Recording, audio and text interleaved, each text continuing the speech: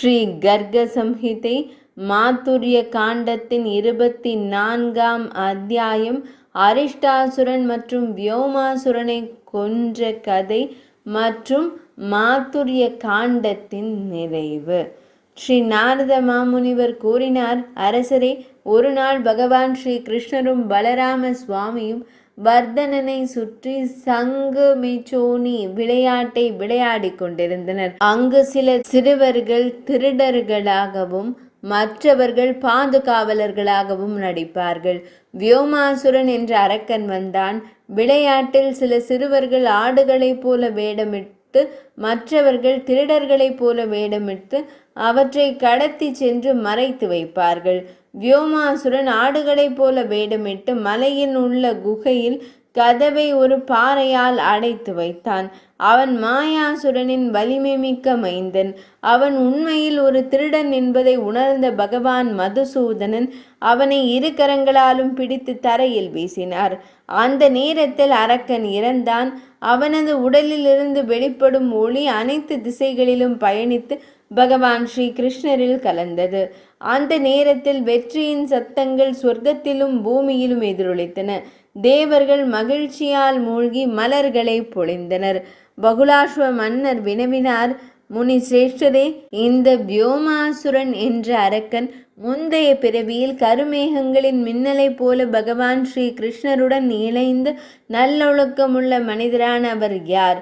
நாரத மாமுனிவர் கூறினார், மன்னரே, காசியில் பீமரதன் என்ற பெயரில் எப்போதும் தான தர்மங்களில் ஈடுபட்டிருந்த ஒரு பிரபலமான மன்னர் இருந்தார். அவர் ஒரு தியாகி, மற்றவர்களை மதிக்கும் வில்வித்தைக்காரராகவும் பகவான் ஸ்ரீ மகாவிஷ்ணுவின் பக்தராகவும் மலையாச்சலத்திற்கு சென்று அங்கு 1,00,000 ஆண்டுகள் தவம் செய்து அதில் ஈடுபட்டார். ஒரு காலத்தில் புலஸ்திய முனிவர் தனது சீடர்களுடன் அவரது ஆசிரமத்திற்கு வந்தார். அவரை கண்ட போதும் அவர்கள் எழுந்திருக்கவில்லை. அவர்கள் நின்று அவரை வணங்கவில்லை. பின்னர் புலஸ்திய முனிவர் அவர்களை சபித்தார். மகா துஷ்ட ஆட்சியாளரை, தாம் ஒரு ராட்சதனாகவே மாறிவிட்டாய். அதன் பின்னர் மன்னர் அவரது பாதம் பணிந்து அவரிடம் அடைக்கலம் புகுந்த போது ஏழைகளிடம் கருணை கொண்ட முனிவர்களில் சிறந்தவரான புலஸ்திய மாமுனிவர் அவரிடம், துவாபர யுகத்தின் முடிவில் வடமதுரையின் புனித பிரஜ மண்டலத்தில் எது வம்சத்தின் மன்னரான பகவான் ஸ்ரீ கிருஷ்ணரின் கரங்களால் சாப விமோச்சனம் கிடைக்க பெறுவாய் என்றார். மன்னர் கூறினார், விதேக அரசரே, இதே போல மாயன் என்ற அரக்கனின் மகன் பீமரதன் பகவான் ஸ்ரீ கிருஷ்ணரின் கரங்களின் சக்தியால் முக்தி அடைந்தான். ஒரு நாள் அரிஷ்டன் என்ற வலிமைமிக்க அரக்கன் தோன்றினான். அவன் தனது கர்ஜனையால் பூமியையும் வானத்தையும் எதிரொலித்து மலை தொடர்களை தன் கொம்புகளால் கிழித்து கொண்டிருந்தான்.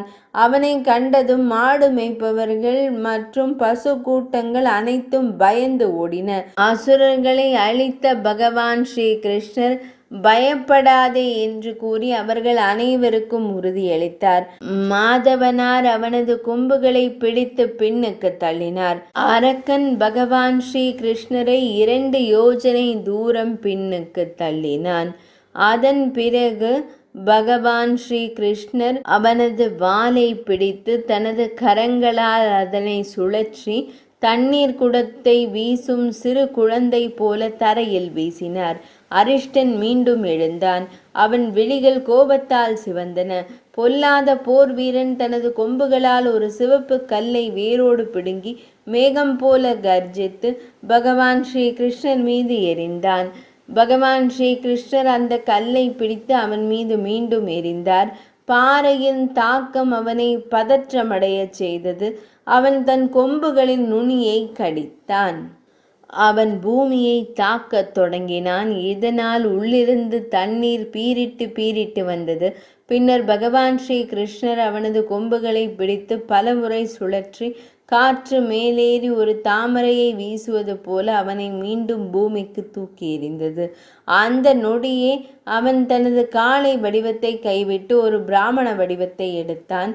அவன் பகவான் ஸ்ரீ கிருஷ்ணரின் பாதங்களில் பணிந்து அடக்கப்பட்ட குரலில் பேசினான். பிராமணர் ஐயா, நான் வியாழனின் சீடன் என்றான். இரட்டையர்களில் நான் சிறந்தவன். நான் வியாழனிடம் குருகுலம் சென்றேன். அந்த நேரத்தில் அவர் தனது பாதங்கள் அவர்களை நோக்கி நீட்டி அவர்கள் முன் அமர்ந்திருந்தான். முனிவர் கோபமாக, நீங்கள் என் முன் ஒரு காளையைப் போல அமர்ந்திருக்கிறீர்கள். இது ஆசிரியரை அவமதித்து விட்டதற்கு சமம். எனவே முட்டாள்களே, நீங்கள் ஒரு காளையாகிவிட்டீர்கள். மாதவரே, அந்த சாபம் என்னை வங்க தேசத்தில் ஒரு காளையாக மாற்றியது. அசுரர்களின் கூட்டமைப்பில் நான் அங்கே தங்கியதால் எனக்கு அசுர குணம் வளர்ந்திருந்தது. இப்போது உங்கள் அருளால் சாபத்திலிருந்தும் அசுர குணத்திலிருந்தும் விடுபட்டுள்ளேன். பகவான் ஸ்ரீ கிருஷ்ணர் உமக்கு வணக்கம். வாசுதேவரே தமக்கு வணக்கம். தங்களை வழிபடுபவர்களின் துன்பங்களை அளிக்கும் கோவிந்த தேவா தமக்கு மீண்டும் மீண்டும் வணக்கம்.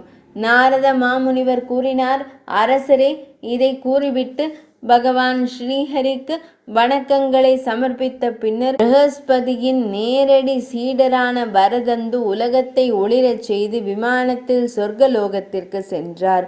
இவ்வாறு அனைத்து பாவங்களையும் போக்கவும் புண்ணியத்தை அளிக்கவும் பகவான் ஸ்ரீ கிருஷ்ணரை அடையவும் சிறந்த வழிமுறையான அற்புதமான மாதுரிய காண்டத்தை நான் தங்களுக்கு விவரித்தேன்.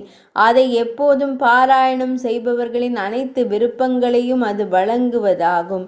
தாங்கள் மேலும் என்ன கேட்க விரும்புகிறீர்கள்? இது ஸ்ரீ மாதுரிய காண்டத்தின் நாரத பகுலாஸ்வ சம்பாதத்தில் உருவான வியோமாசுர அரிஷ்டாசுர வதம் என்ற தலைப்பு கொண்ட 24ஆம் அத்தியாயம் இனிதே நிறைவடைந்தது. ஸ்ரீ கர்க சம்ஹிதையின் மாதுரிய காண்டம் பகுதியும் இனிதே நிறைவடைந்தது.